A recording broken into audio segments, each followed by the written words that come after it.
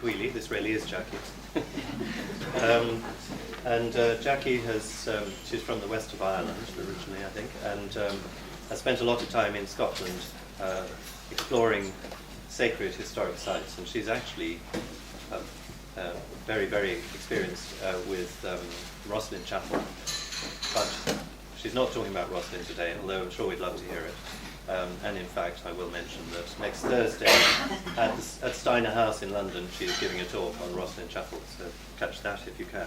But today she's speaking about the Burren in the west coast of Ireland, and I don't know anything about the Burren, so I think I will just hand over to Jackie, and I look forward to hearing the talk. Thank you very much.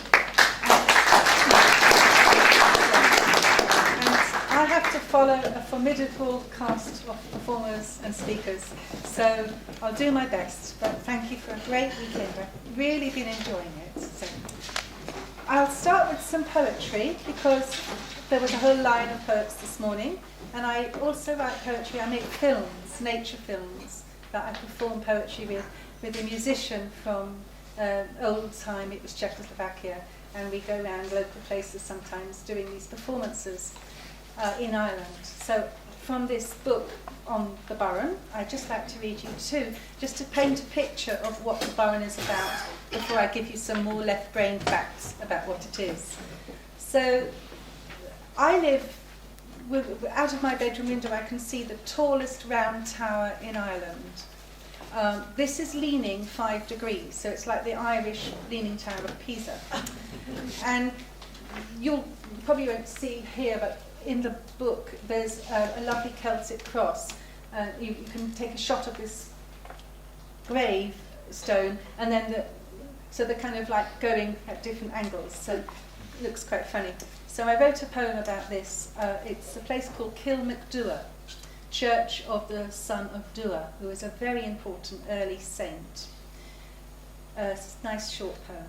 Juxtaposed, pagan needle and Christian cross. Or would it be monk's folly and pagan cross, united in witnessing the passage of time? Yet the endless energies pour through an invisible spout. The tower receives as much as the circle completes an endless cycle. And the next poem I'd like to do is about the altar in the hermitage of this same saint, about 7 miles away. He would walk from his cave.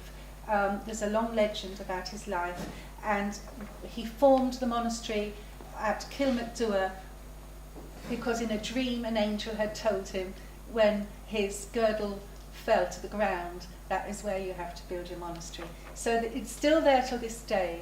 And when I moved to the Burren about 7 years ago, you've probably heard of John O'Donoghue, who wrote books like Anamcara. Well, I was friends with his first cousin, who was another little sort of modern-day hermit living in a caravan by the sea, and I took him there, and he'd lived there all his life, and he didn't know this hermitage existed. And this is the same everywhere I go in the world. I find local people will not know what's on their doorstep, but they may go to Egypt or somewhere to discover the mysteries of Egypt. And there are mysteries on our doorstep. So this one's about people still leave offerings on these slabs in the woods where the hermit lived in the 6th century.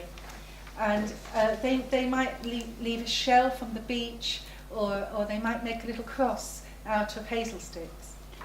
Because hazel is the predominant tree in the Burren, and in fact my name, they say, means of the hazel grove. My name is a very ancient Irish name, Queally, and I actually think it's a non-Indo-European name. It's certainly not got the iron in it in our family. It's more of our family are very into community and equality, and we are told that we have Basque blood in us. I don't know really, it's a legend. So, eternal offerings. A makeshift cross bears tidings of our makeshift times, yet the tradition of the hidden retreat still draws us in. A magnet of stillness, with altars poised as if they could sing in another dimension. Songs of deep love, hope, forgiveness, and above all, peace. Okay. So now I'll leap into my left brain, hopefully, and I'll tell you what is the Burrow.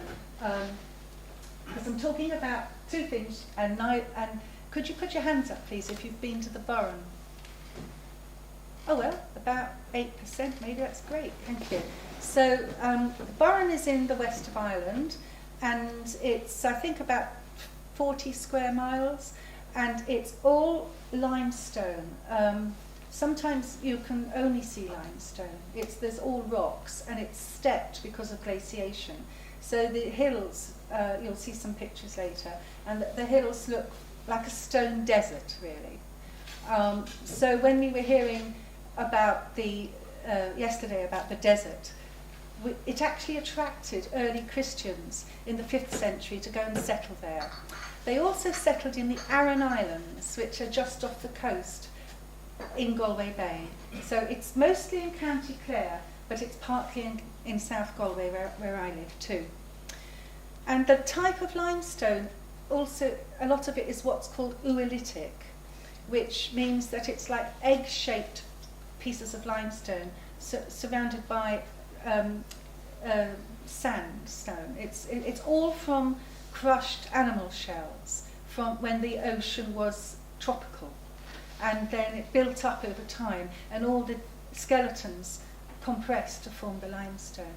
So we have a lot of fossils as well in it. So it's a very unique landscape, and it was made an international geopark.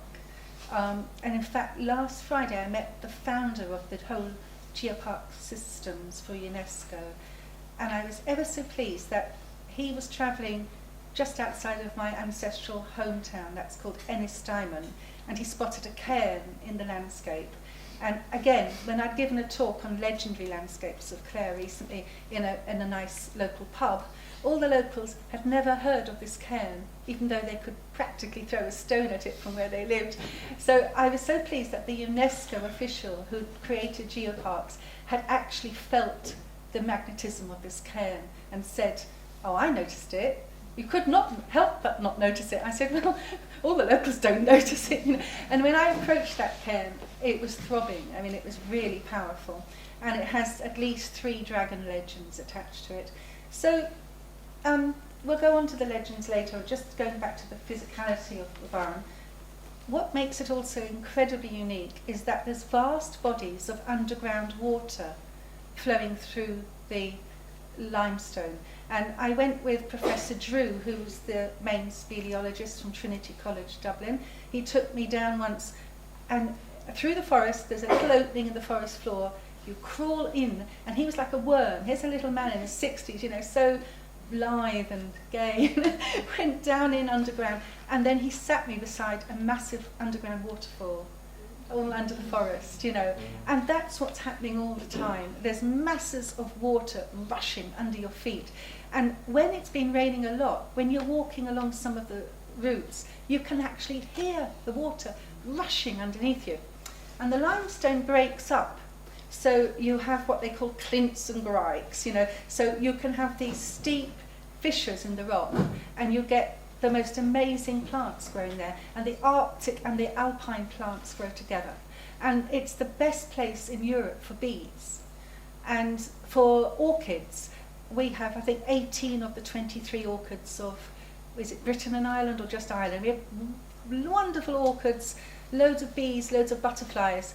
So it's a pretty healthy place. It really is a heaven on earth.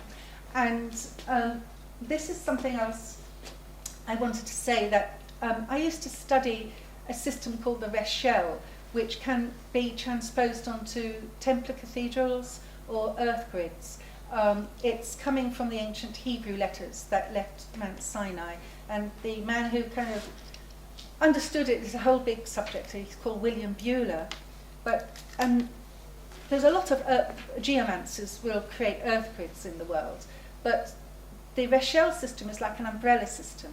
So you can use it and see that all the other earth grids actually fall under that template. And its frequencies are what we call metatronic. You know, the archangel Metatron will guide those patterns. So the ancient Hebrew language actually was one of the 5 languages existing on our earth that understood at that level the co-creational codes, if you like, of existence. So when you get, it's really a dynamic or an expression of very spiritual energies. And when I brought an earth grid to show William Bueller, who lives in Colorado, I showed him an earth grid of the Burren, and he looked at it and he said, well, that's a really high frequency. He said, you're actually, this is mostly in the 11th chakra. And the Burren is a place where people return to time and time again, and it stirs them, it moves them. And you really can't explain it in words how special it is. You'd have to go and experience it. And we'll talk later about the earth grids, but I just want to introduce that concept at the moment, because for me, this is a place where the golden child is born. This is a place where it's not just about male and female energies that we were hearing about yesterday. It's about where it just states in the golden vesica, the golden child. And so the book that I was reading from, there's a chapter on the earth grids that kind of explains that. So we now want to introduce the other concept that you've probably not heard about, and that's the Culdees. Some of you must have heard of that word, have you? Hands up. Some of you said good, good, right? Okay, so it's that's good. So, have you seen the book or read the book Isabel Hill Elder's book, Celt, Druid and Culdee, written in 1938? Anyone? That's a really good book. Yeah, you have, yes. And that was what inspired me when I lived in Scotland. I found out that there were actually loads of beautiful sites inhabited that had been inhabited by early Christians in Scotland, who they called the Culdees. And so that's where I first came across them.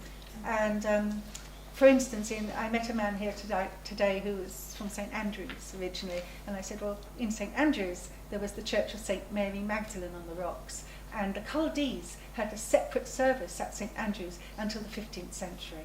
And they were a body of Christians who did not follow the Romanized church. They had their own dates for Easter. They generally wore tonsures on their head, going this way. They wore only white, and they could marry, they could own land, and they were male and female, and they mostly practiced herbalism and healing. And that's the way they coexisted with the local population. So the way I see it, I got this feeling that Druidism as a faith was sort of losing its way in the early, in the centuries after Christ in Britain. And the Culdees, Isabel Hill Elder actually has a quote about how she saw them. She said that they were that they facilitated the Druids to lay down their faith for a fuller and more perfect revelation. Now that's her viewpoint, of course. But they certainly bridged the nature-based religion of the Druids then and the new Christ-based religion. But they only ever met into groups of 12, and then they split up and form another group. So one of the speakers mentioned Culbone this morning. That was a Culdee place. When you have a place with C-U-L at the beginning, it denotes a Culdee settlement. Kirkcaldy in Scotland is Church of the Culdees. And that has a very old saint there that's now a Carmelite monastery on the Firth of Forth. There's other places. Cwros, which is also near Edinburgh. Rose of the Culdees. That's St Senan from the 4th century. So Isabel Hill Elder said that the Culdees were in existence in Britain in the 1st century after Christ. This, she quotes a lot of people. 77 AD they went to Ireland. So there were Christians in Ireland before Patrick, before Columba, and in Scotland likewise. If you go to Iona, there were Christians there before Columba. Oran was already there, and on Kerrera, the Isle of Kerrera too, as well as Iona. Of course, nothing was written. It was an oral tradition. there is a very nice tradition called the Queally. Has anyone come across Fiona Davidson, who's now called Fionn Tulloch? Yeah, and she's a great teacher of that mystery tradition of the Culdees. And before she took it over, it was only by blood you would be passed down, and it was from Inverness. And then when the old man was, dying, he said, "You have to take it over, Fiona, because now we live in times when blood isn't so important. The spirit will move as it's meant to be. And our physical blood is not what's important now. It's the spiritualization of our blood that's important." So I worked with Fionn Tulloch before, because when I used to do synergy light work in Roslin for 5 days, she used to start our 5-day retreats off with Celtic chants in caves in Roslin Glen, and the birds and the animals would actually come out in sympathy with us, and we would hear supernatural sounds as well, and it was always truly wonderful. And her cosmology or her teaching is very similar to what I was taught, because the Celts and the ancient Hebrew is very similar. There's a huge crossover. If you go to Rennes-le-Château too, you'll find there's a book, The Origins of the Celtic Language, and that was written by the priest at Rennes-les-Bains, and that's also along those lines, that the place names told of the energies, because the people read the landscape then. This is old. There are certain parts of France, of Scotland, like Glen Lyon, if you've been there, of Ireland, where the old traditions lingered, and where the mysteries, the Christ mysteries of the land, if you like, were preserved. So when you look at the grids that your leader, I'm bad at names, Peter Dawkins showed yesterday, thank you. His grid was quite similar to one of the Rochelle grids, but the Burren is an amorphous area. It doesn't really have to have one particular ley line going through it. What it does is it holds this pristine energy for the rest of Ireland, you could say. And I don't know if there's an equivalent area. I would say in a way in Scotland anyway, it's Roslin Glen. Most of you might have been there, below Roslin Chapel. Or there's Glen Lyon in Perthshire too. And those are areas that are deeply elemental. And the Burren was deeply elemental too. And that's why the early Christians that are called the Culdees went there, because they wanted to commune with nature, and they wanted to see they had to embrace the divinity of nature as well as within themselves. And they needed that situation where they could be in retreat, alone with themselves. All the churches from those early Christian times in the Burren are like they're in actually golden Pythagorean proportions, to harmonise, and they're kind of like roughly 9 feet by 13 feet. So they would never have had a mass of people gathering in them. These were hermitages. There's a great hermit tradition in the Burren, and it even lasts to this day. Many of the people living there now hardly ever meet their neighbours. They're quite content doing their own work. I had a market stall in Kinvara this summer selling my books. It was like people worms coming out of the woodwork. All these amazing people are coming up doing these amazing things with music or teaching, spiritual traditions or whatever. And I didn't know any of them existed, and they didn't know the other people. I said, well, there's so-and-so up the road, and they didn't know they existed, because it's a place where people just want to go and be. And they don't need other people so much. It's a very interesting. But it's a bleak, some people see it as a bleak place on the other hand. And now, before I start doing the slides, I just want to say that, has anyone read books by Freddie Silva at all? Who's Portuguese, quite a good speaker, and he writes a lot on things like the Templars, the Knights Templar. And he had this book on his home country, Portugal. He lives in America now, and it was called Templar Nation. And it's a huge historical study. Have you read that book on Portugal? Masses of references. And I found that quite interesting, because he linked the Essenes to the Templars in Jerusalem. And he shows the evidence for it. But I've always felt, and Isabel Hillelder would say the same, that the Culdees were fleeing Essenes. When Jerusalem was sacked, where did they go? Up the Mediterranean. Some went to France, some went round to Britain. So, you know, you look at the stories of Joseph from Arimathea, things, you know, that's along those lines too. So I was very pleased to see that book, because I found in Scotland at least the Knights Templars settled on sites that were inhabited earlier by the Culdees. And I've actually found particular plants growing in Culdee spots which don't grow elsewhere too, healing plants. So it's quite interesting. And then in Ireland, I went to the main bookshop, Kenny's in Galway, and I said, I used to always say, when I lived in Scotland, I used to go over, is to say, what evidence is there of the Templars being in Ireland? Because they did have a lot of preceptories, but they didn't last long, because Ireland became a terribly Catholic, Romanised country, you know. And I found a book that was from Queen's University in Belfast, where it proved that for about 50 years, the Cistercians in Ireland were aligned with the Culdees. And then this was from the Vatican's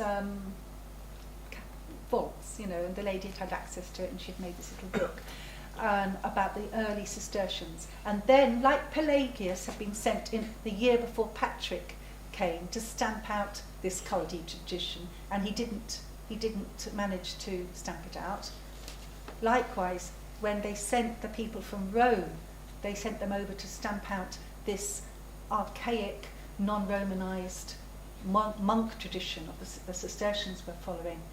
And unfortunately in Ireland, though, it was stamped out, whereas in Scotland, I could argue it continued, because the Cistercians and the Templars were closely linked in Scotland. But in Ireland, there was a severance. And so the Culdees were the only ones in Ireland, I'd say, that have a strong tradition of nature worship and embracing the spirit of the land. Everywhere they settled was incredibly powerful for elementals, and that was an important reason for locating their churches. Really, the theme, the wisdom of the land, fits where they live very much so. I'm going to have to start. I've been told I've got too many slides anyway, so I'm going to start showing you some.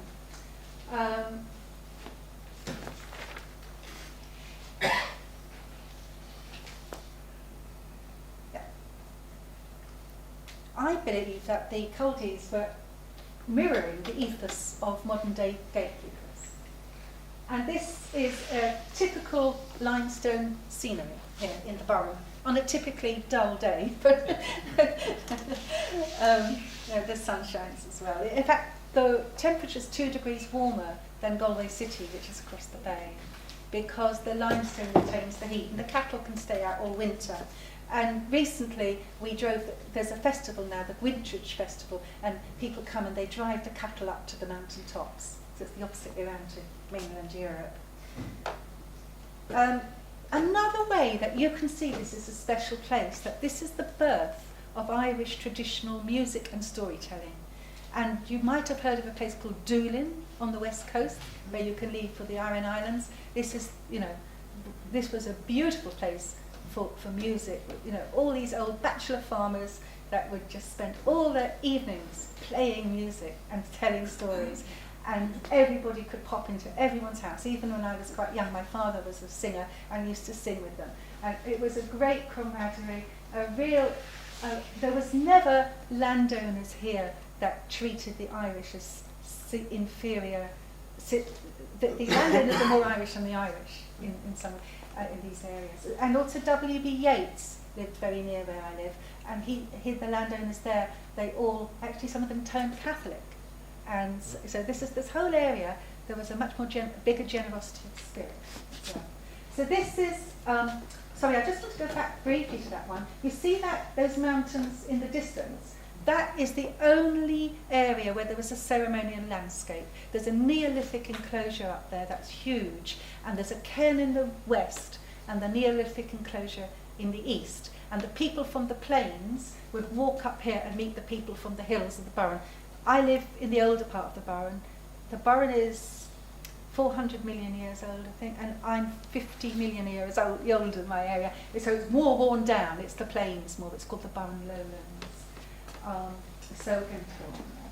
So this is a beautiful little lake, Lochavala, and this is owned by biodynamic farmers who are Dutch, who have cleared loads of hazel from the fields to make pastures for their cows and their goats. They make lovely goat's cheese, and they make cheesecake and everything, and they have a wonderful tea shop where you just put a donation if you go there in the Burren National Park. So this hazel is spreading because there are no sheep and goats so much as there used to be. But we have feral goats as well, and you come across herds of them sometimes.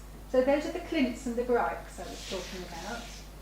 And you can see the little, let's see if I'm clever, I can do this, see the little markers for the walk on their farm. And they've done marvellous sculptures on their farm. They're very witty. They've got beautiful farm, and they're below an area where the last long legend of the Dedanan.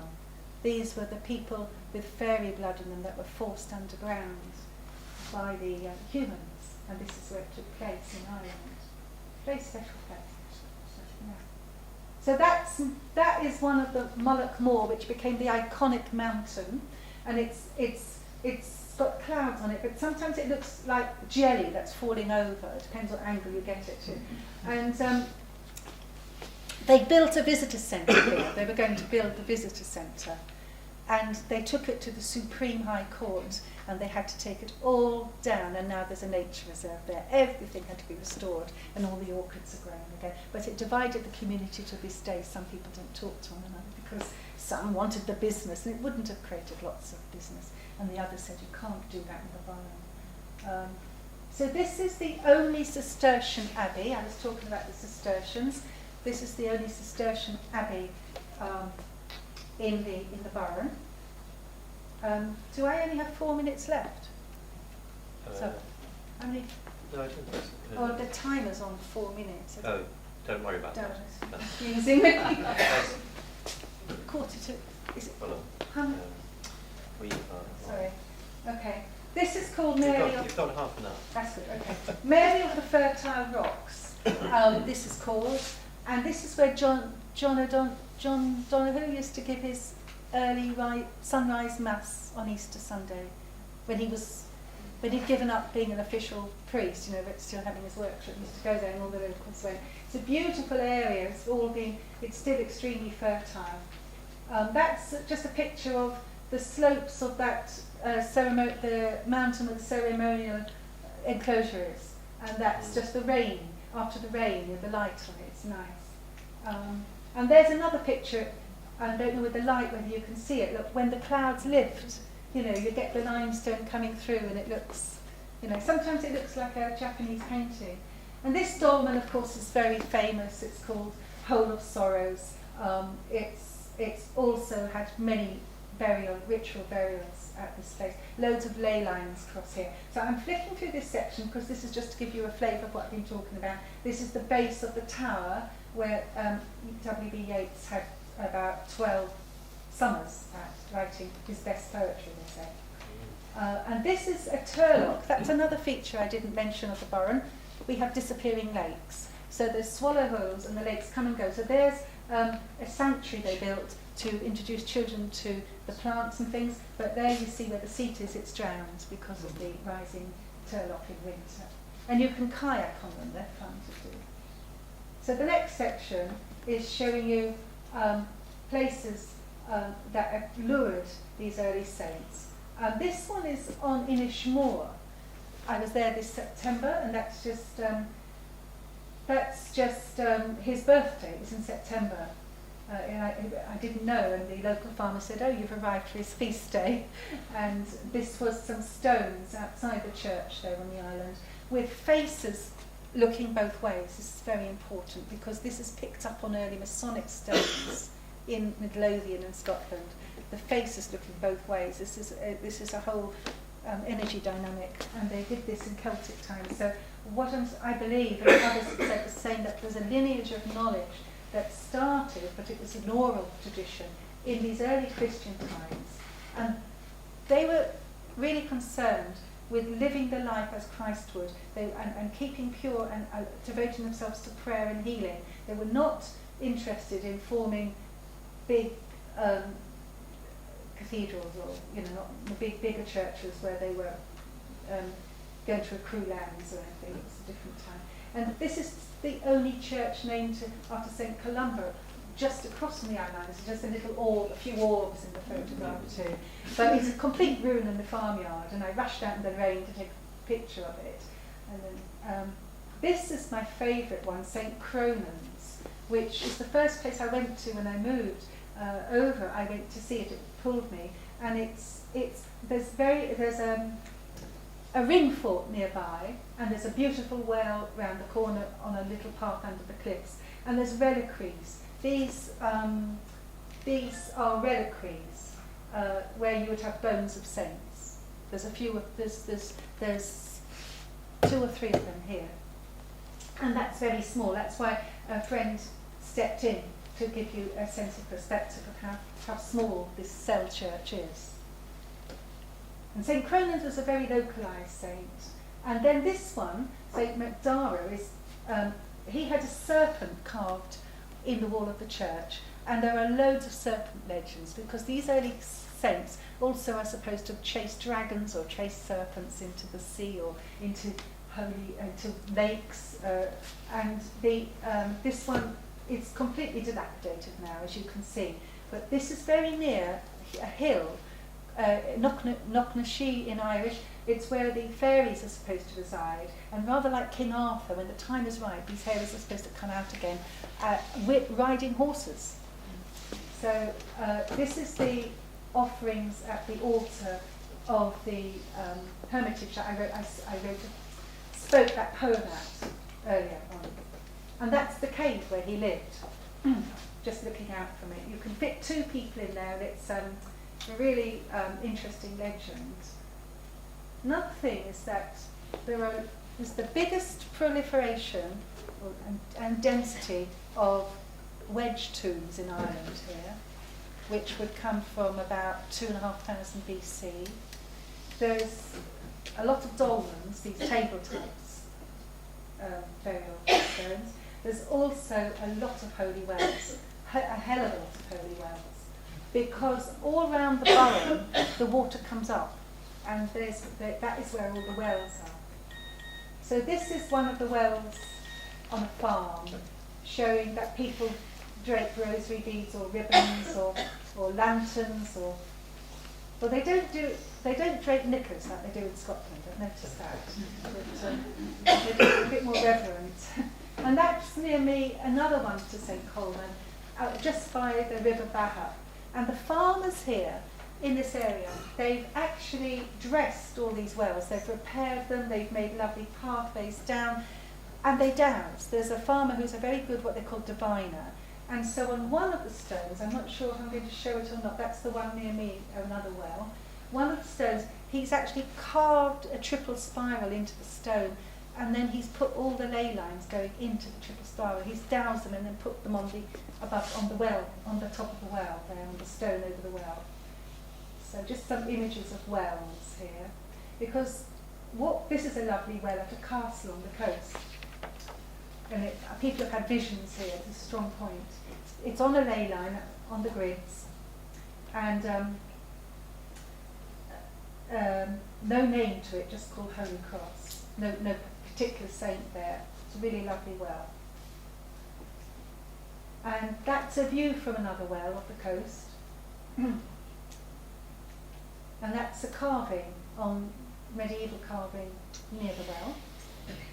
That became the logo for an organisation called Burren, which is helping people to become more intimate with the land, organising walks and talks every month, and many other, educating children and the special, unique qualities of the Burren. So that's one of my favourite wells, and that's also St. Colman's well. You've got a lovely ash tree leaning over it. And there's a lady from Kinbarra, the local town. Again, she'd never been there, and she's brought some friends up on a nice day to go for a walk, and took a picture of her there. You see the fuchsia growing inside the well there. Yeah, it makes lovely little, and St John's Wort too. You see? Yeah. There's just a few. There's the well. That's the one I was talking about. The farmer. There's all the ley lines. See? 1, 2, 3, 4, 5, 6, 7. Yeah. So these farmers, they really revere their land and their wells and their history. So it's nice that there's that respect for it. That's another well called the Pinnacle Well on the coast road outside Ballyvaughan. Just there's a variety, and there you see a lady in the corner there. This is a place where they go on total pilgrimage. It's St Bridget's Well. If you've heard of the Cliffs of Moher, which is like the iconic cliffs that Sell Island for the tourists, well, it's just down the road on the coast road from that. It's a most beautiful graveyard and system of water and springs there, and it's on a very strong ley line.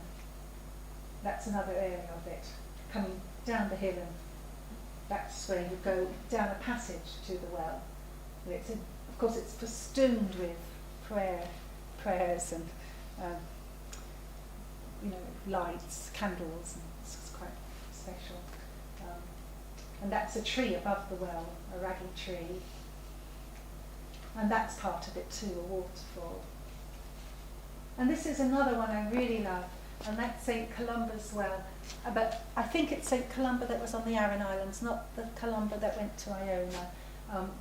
I think it was a separate one. And where this lady's sitting, this is a Fulukti Fia, it's called. These are burnt mounds. People used to come and sit and dip their feet in hot water. It's for pilgrims, I think, because they make crescent-shaped mounds from the stones that are discarded after. They'd heat them in a fire and plunge them into a trough and then throw the stones behind them afterwards. So some archaeologists say they were cooking meat in these troughs, but landowners I know believe that they get to know the land more because they farm there every day. They say that no, this is a well here too, so this is for the pilgrims to rest their feet. So I'm no good at names. The last speaker that walked 1,000 miles, he's here somewhere. Philip Wells, is it? You'd have liked to have plunged your feet into a Fulukti Fia. So, no. And that's the well itself. It's a bit out of. This one's a bit out of it. There's the well head, but it comes down the hillside. But the interesting thing is, a man was sitting there recently on a tour I gave, and he was meditating. And I don't normally do this. I wouldn't. It's a bit invasive, I think. But I took a picture of him. I felt I had to take a picture of him, and it came out, and it had a line of light going from where I'd stood to his heart in the picture. Now the interesting thing is, again, I was thinking, I wonder if I should ever put this on social media. It's very personal. And I was taking it off my camera and accidentally deleted it. But he was an interesting couple because their wife went into what we call a fairy fort. But this is totally gossipy. She stripped off. And the tea room was only up the road on their farm. She was lying in the moss getting pictures taken in the nude, you see. And I was saying, if the farmer came down the track and saw you lying there, he probably wouldn't want me to take people there ever again. So I was saying, please put your clothes on as quickly as you can. But that's what they do. They like to strip off and have pictures in different locations. That's their thing, to be one with nature. So they all would have done it. I stopped him doing that. I said, no, I can't. Just don't. So there's another picture of St Columba's Well with the lovely light coming through. You get lovely pictures in the mist in these places. And this one I like. It looks a bit like Peter Knight was talking about the Volga. This is St Tola's Well. There were loads of female saints. Again, it's the Culdees. And they had their own women as well. They had nunneries. By tradition, it's little nunneries. We're talking about the 6th or 5th century here for these places. This St Tola, actually, she stole one of those the tradition. She stole a leaning tower from nearby St Blamark's patch just a few miles away and took it and put it down in her patch. That's one of the stories. How could you move a tower? But it's talking about ley lines and acupuncture points in the landscape that these towers, or one of the functions of these towers, is to act as an acupuncture point for the energies. There's lots of Professor Callaghan, John Callaghan's the best, I think, at researching he's an entomologist and looked at insects and their antennae, and then compared it to the round towers and how they work. So we also have pathways. Here's a medieval pathway to a stone which has another stone with two heads facing either way. You'll see in a minute. But this is a replica. The real one is in the museum in Corofin, which is but that's the stone there. And this would have marked. There was a cathedral at Kilfenora which has links, it seems, to the Middle East. This would have marked the pilgrim point to that, a pilgrimage to that. So there's one, the better one. I think there might have been a better one. That's a close-up of one of the heads on the stone. There was another one which was maybe a country. So then this is the tradition of St. Coleman, where his girdle was falling to the ground, and the plates at the feet, they're flying through the air, because that's the story of what happened. They were fasting at Easter, and then his servants, monk, said, I could eat a feast, and King Gura's feast came flying through the air from Dungura Castle, and the poor monk ate too much and died of overconsumption. But King Gura then then they prayed. The horsemen's hooves are stuck in the ground, the hoof marks are in the rock to this day, all this sort of stuff. And then they said, please release us. They saw his power, so he raised his staff and the horse could move, so they galloped back to the castle and said, oh, this is a man living in a cave and he's got enormous powers, and he's a monk, And then the king came back. He discovered it was his long-lost cousin, because they'd tried to stone his mother to death, and it didn't work, and the monks had secreted him as a baby, and he'd grown up in the wilderness. It's quite an interesting story. And we have Sheelanagigs. Have you heard of them, some of you? Yeah. We have one where the female saints were living. That's where the Sheelanagigs are, and in our instance. And oh gosh, no, that's come up wrong. That's not showing it all. I don't know why that's happened. You're only seeing that's a poor one. That's her splayed legs. And there's a head there. For some reason I must have put that in wrong. But that's one of the things I do. Someone took a picture. There's a standing stone behind me. And I learnt this from a native Irish speaker, that at the holy wells here, there always are standing stones beside it. Now, when the Roman Church came into Ireland, they removed, and this was only 100 or so years ago, they realised that the pagan tradition was still strong, as indeed it is in parts of Scotland to this day, with their belief in the power of the yew tree, for instance. They actually removed the standing stones from many of the holy wells. Now, do you remember I showed you St. Bridget's well earlier? Well, there's a massive needle to Cornelius O'Brien, who was a member of Parliament too, but he was the Irish landowner, right beside the well, so it's functioning. How interesting. That's the most popular holy well in Ireland, and beside it there's this massive monument, needle-like monument he's got. That's what you need for balance, the male and the female. If you're going to have the body of water, like when I showed you Loch of Arlet, you've St. Patrick's Mountain beside it. If you're going to have a holy well, keep your standing stone beside it. That's actually on a burial mound that we're standing on top, but no one's excavated it. And it's very strong when you dowse it, but it's one of the few you ever see because it's remote, with the stone still there. This is another tradition that they would do. This is an old cairn, and obviously this church is a later edition of a Celtic church. Carron is very old, and it's in the heart of the Burren, and they would, when you die, they take the coffin round the cairn 3 times before going to the graveyard. So they're honouring the old site, They've no problem with this, the people, to this day, the farming people anyway. This is St. Relicrees, who was also in Scotland. Creech, there's St. Andrews, I think that's also his church, and he was in Sutherland, he was everywhere, and he chased the dragon into the bay of Biscayne, which you can see in the background. And my father's from just across the bay there, and this is, I don't know why it's coming up, blown up, I think. It's not showing. This is the remnant of the serpent's head. I'm sorry, it looks really terrible. I can't see it there. Okay, this is the body, and there's the head, which you can't really see. This was the serpent, and this is now in the window of the church, but it was on a gravestone. And some of the stones have been stolen apparently, and that's from his church, looking across to La Hinch. And there's a mythical. There's a village called Kilstefin, buried in this bay, and they believe Atlantis was buried here too. This is another myth, that this is part of Atlantis in the bay here, near the Aran Islands.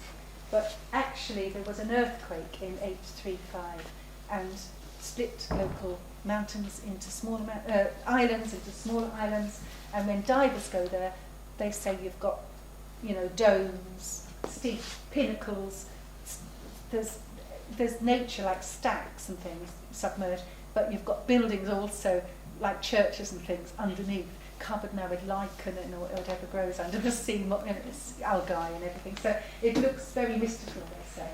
And they still in this place in the church take the sand, and they keep a basin of sand outside the church. And before the seamen would go on a journey, they take some sand and throw it behind them for safety, because they're very worried that they would get swallowed up into this city. It was a real fear that the city would take your life, that you would go down to it on a sea voyage.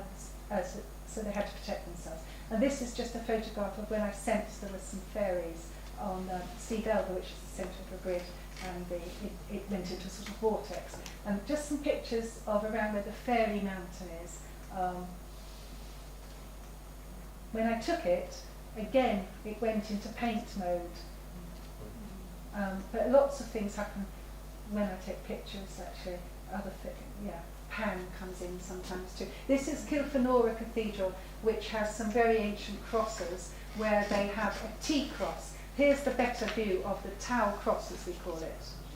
And that's also only in Roqueporteurs in France. In the medieval times, they made their staffs with these double heads. But you have it here, and then you have some Tau crosses. This is all from Kilfenora. I'm so sorry, because I put them in and the whole back stone was showing. It's not, it's underneath. I don't know what's happened with converting it. This ride was riding on a hogback stone, the Viking hogback stone. And the T cross is on the carvings. They've preserved all the crosses in the vicinity of the cathedral because they have these influences that are nowhere else in Ireland. And again, this is the cross of Lorraine, the gable end, and the top's missing. So I don't really know how this has happened because it was working before. And there's a high cross on a fault line, all in Kilfenora, and the lovely carvings on it. And this is this is where St. Tola was, at Dysart, which means desert.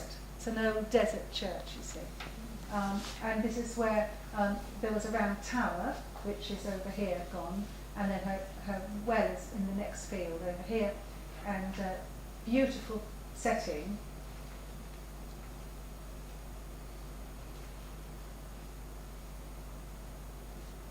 Right, so it seems to be one. I've been thinking I'm running out of time, and it's not actually gone to the end, which is interesting. It's flipped to the beginning for some reason. I can't go back. So I wonder if I just wanted to briefly show you the earth grid, but unless it just didn't come over, it should have done. Yeah, that's So Romanesque thing will be good. So there's the lovely feature of the Romanesque doorway at Dysart Day. Get there. Is that Yes, right? it is, and I don't know if this bit doesn't. Oh, hang on, let's try again. Maybe I wasn't There's some lovely, just showing you the architecture of the period too. You know, the lovely, this is 6th century, they say, this carving in this windowsill. He killed a demon badger, a phantom badger, this man, who was to demonise the people and devour them. And he still rose once every 7 years, so he had to stay at home on his feast day and feast the people. Yeah, I mean, that's gone now. They're not. There's a round tower leaning, but we've not.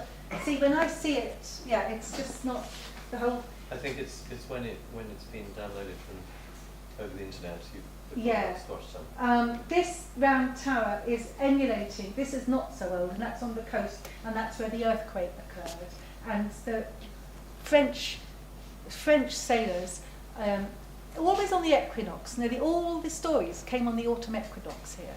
I've noticed that too. September the 21st. Sailors were coming across from France in 1920 about. They were going to drown. The fishermen at Queally came out and saved them all. So the French town came and they built them this beautiful church, with a huge round tower on it too. Very interesting that they selected an architect who designed a round tower.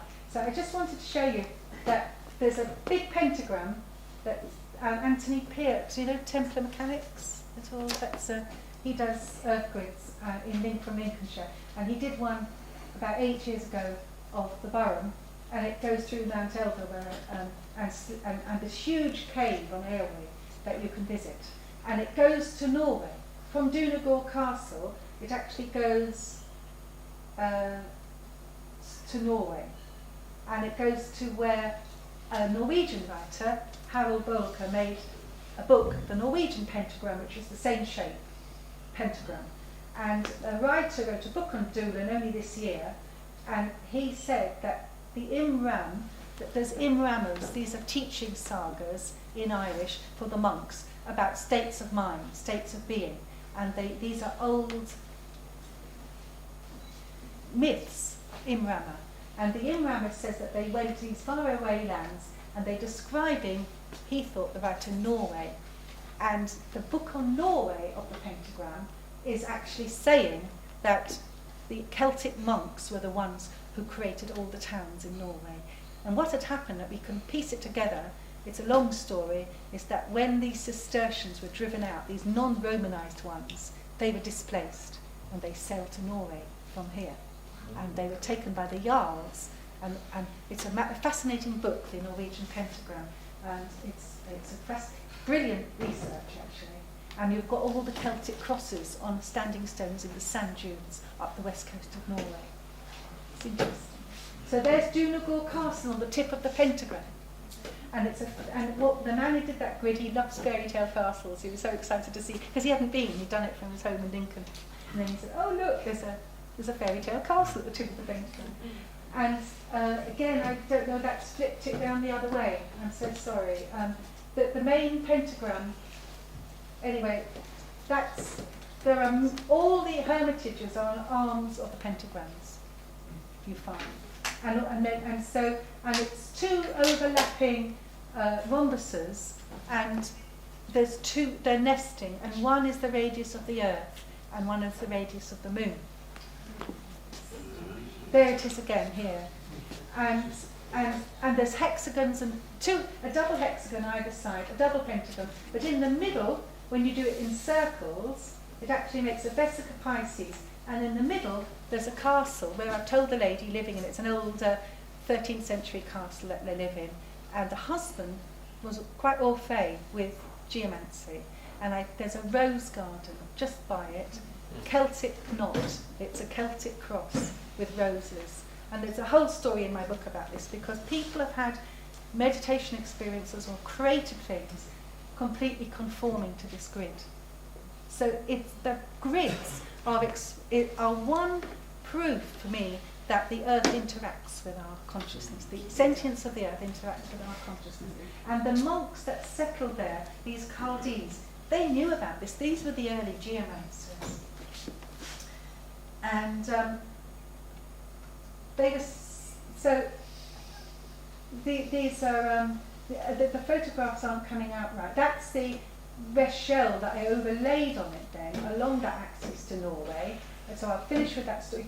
The grids are not going, you're not going to see those grids of the land, they're not coming up right. These ones, they're done in coral draw and they're coming up right.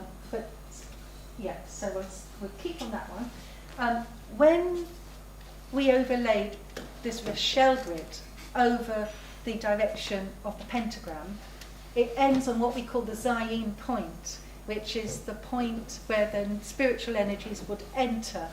And actually it's tidal islands, it's farthing rocks, which are tidal islands, small rocks, tidal rocks in the bay there, in Ballybourne Bay.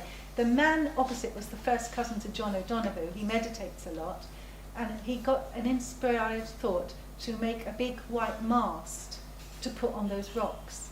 And I happened to have the map in the car, so I came along and said, well look, you're on the Zayin point of the Rochelle grid, that's where you're putting your mast. He said, oh, that figures. And the funny thing is he had to make a curragh, that's that kind of walnut-shaped boat, to row out to it to place his luminous white mast. Because I said, is it dangerous? Why are you doing it? No, I just want to mark the spot, he said. X marks the spot. So I thought that was lovely that people still do this thing. And we do it, it's in our subconscious. We don't, loads of us are drawn to places, we don't know why, but we'll always do the right thing there if we're following the spirit of the land. That's what these Culdees did. And a very interesting area. And then this is a local Burren walk that a farmer took us on, and it's again below that area that I discovered years ago where they had the ceremony and enclosure. And only recently the archaeologists from Galway University, they're always using this word, liminal landscape.